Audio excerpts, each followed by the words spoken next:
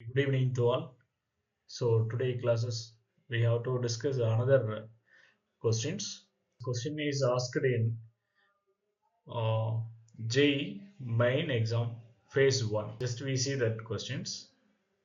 Find the dimensions of A by B if P plus A T square by B plus of rho V square is equal to constant. Where P is pressure, rho is density, V is the speed.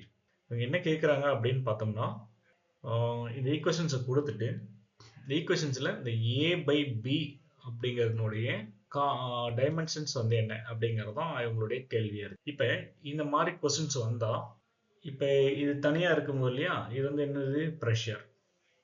இப்போ டெஃபினட்டாக இந்த equations எங்களுக்கு பாருங்களே. So P plus A D square by P இது தனி. So plus of rho v square is equal to constant.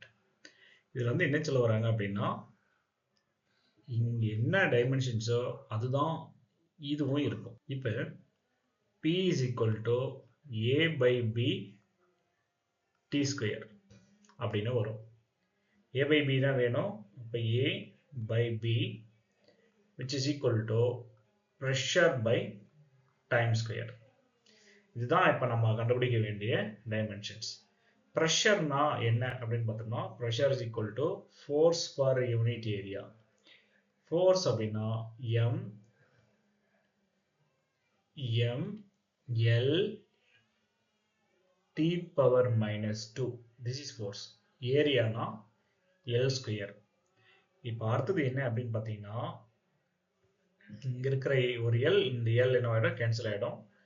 Finally என்ன வரும், M L power minus 1 D power minus 2 வரும். இது கொண்டு வந்து இங்கே சப்ஸ்டியூஷன் பண்ணும்.